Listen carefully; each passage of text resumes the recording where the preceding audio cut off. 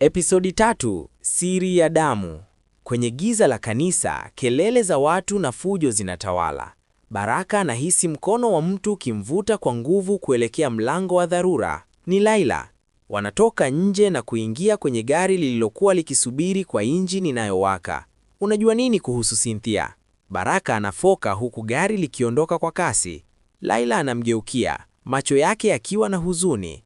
Cynthia ni mdogo wangu Baraka, lakini yeye ndiye aliyenipiga risasi na kuniacha nife miaka 7 iliyopita ili achukue nafasi yangu karibu nawe.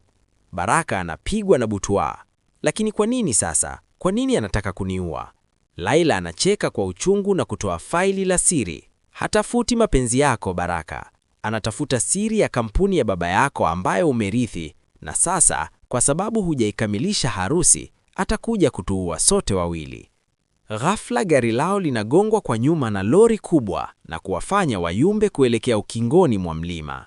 Kwenye kioo cha nyuma, Baraka anamuona Cynthia akiwa ameshikilia bastola.